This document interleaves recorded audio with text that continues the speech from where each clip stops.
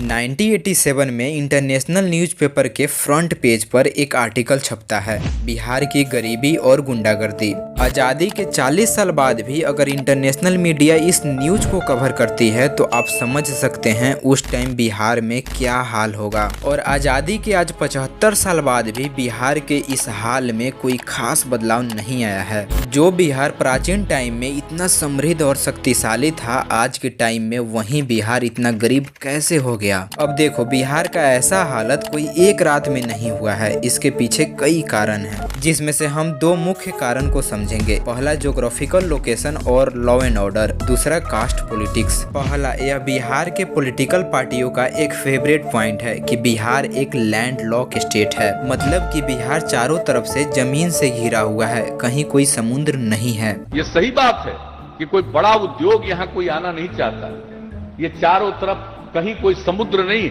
जो समुद्र के नजदीक वाले इलाके होते हैं वहीं पर लोग लगाते हैं। जैसे कि आप देख सकते हैं, कई नेता यह बोलते हैं कि बिहार में कंपनियों के नहीं आने का मेन कारण यह है कि बिहार में कोई समुद्र नहीं है, लेकिन यह सही कारण नहीं है, क्योंकि आप इस मैप में देखिए, पंजाब, हरियाणा और मध्य प्रदेश यह भी एक लैंड लॉक स्टेट है, लेकिन इन स्टेटों में कई सारी कंपनियां हैं, वहीं बिहार में एक भी नहीं।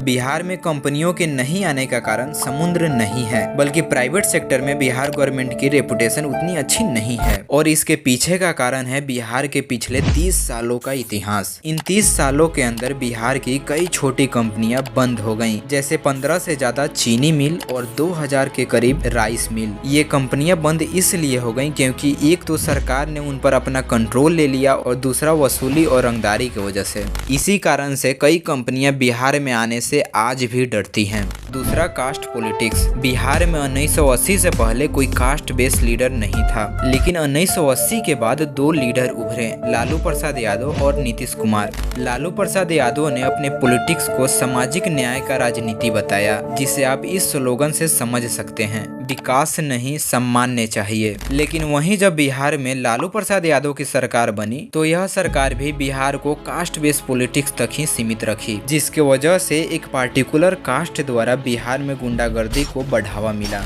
कास्ट बेस्ड पॉलिटिक्स की वजह से बिहार को कई बार पॉलिटिकल इंस्टेबिलिटी से गुजरना पड़ा है। 1961 से 1990 तक बिहार में 20 गवर्नमेंट बनी, लेकिन एक ने भी अपना टर्म पूरा नहीं किया। इसका मतलब यह हुआ कि पार्टी केवल अपनी कुर्सी बचाने के चक्कर में थी, ना कि बिहार के विकास पर ध्यान देती थी। हालांकि 2015 के बाद कास्ट बेस्ड पॉलिटिक्स कुछ हद तक कम हुआ है और बिहार के इन पॉलिटिकल पार्टियों के सोच में भी बदलाव आया है। नया बिहार बनाना वो सामाजिक न्याय का दौर चला गया।